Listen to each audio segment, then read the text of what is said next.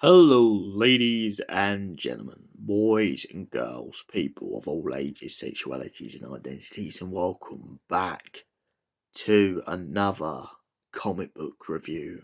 And we are back with some more Doctor Who Fugitive Doctor Origins.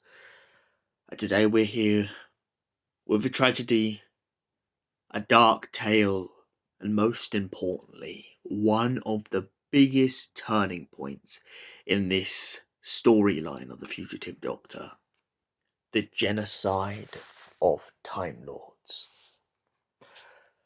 As we left off from last time, we found out the fact that the Fugitive Doctor lands on a planet, and pretty much she's not quite sure why the Time Lords have sent her and this other division agent named Talso.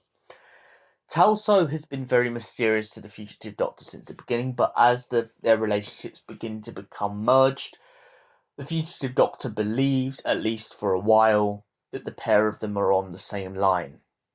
So when she goes back to her employer, she hopes that by lying to this employer about completing the mission, everything will go okie dokie and they'll be able to find exactly who's behind all of the puppet strings.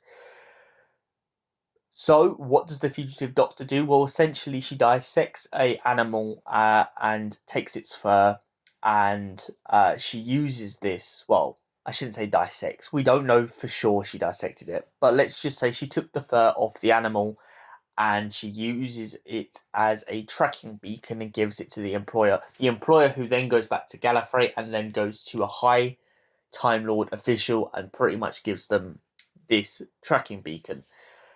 The Doctor then uses this pathway to essentially track them down. But before that, she goes to every single planet, all these different planets, in hopes of properly understanding these different Time Lords. Some are wolves, some are lizards, some are animals. They have all adapted to a new way to work on their planet as these colonies. And the Doctor is absolutely proud of them for doing this. They left Gallifrey and did the one thing the Gallifreyans always did since the beginning. They explored the universe.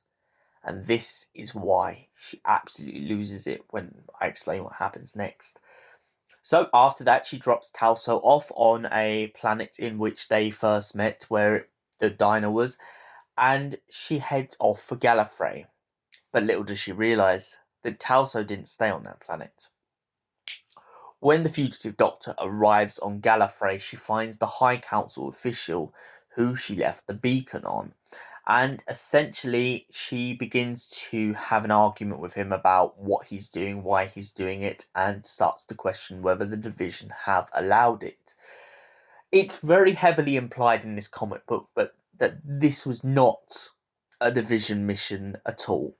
This was a mission done by a high official who has his own opinions and motives that he wants to carry out. He points out that he believes that the Time Lords who left Gallifrey are an abomination and essentially he wants to eradicate them. What better way to do that than for him to do the worst thing in the universe and commit genocide? When the Fugitive Doctor just assumes it was just this person, in fact, it turns out that Talso has betrayed the Fugitive Doctor. She was in on the whole thing the whole time. She tries to argue with the Fugitive Doctor, saying that she didn't have a choice, and the Fugitive Doctor responds with the one thing that is completely true. She always had a choice. She just chose not to take it. And so, Talso pulls a detonation trigger as the Fugitive Doctor watches the genocide of all these Gallifreyan colonists take off one by one as she closes her eyes, wishing that she had never witnessed it. Because, of course, the Fugitive Doctor isn't just horrified by that this has happened, but by the fact that she now knows that she had a part to play in it by landing on every single one of those colonies. So, what did I think of this dark and honestly really, really deep story Well, it's an improvement on last time's comic. Last time's comic was good, but I felt like the stakes had lowered. This week's comic that we've brought up, or this comic that we're just done, is so deep and dark that it could be a TV episode.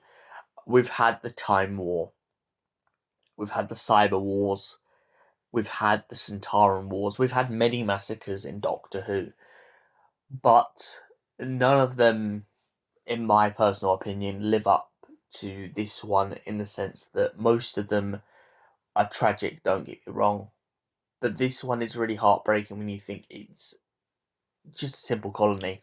It's a group of people living away from civilization, trying to fend on the land, and bang, they flash out of existence.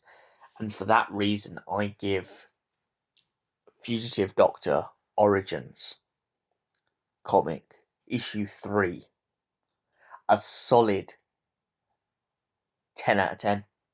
Just solid 10 out of 10. Thanks for watching, and we'll see you in the next comic book review. Until then, goodbye. Oh, and the next comic book review will most likely be Infamous Iron Man. So if you're a Marvel fan, keep your eyes out. Goodbye for now. Stay beautiful.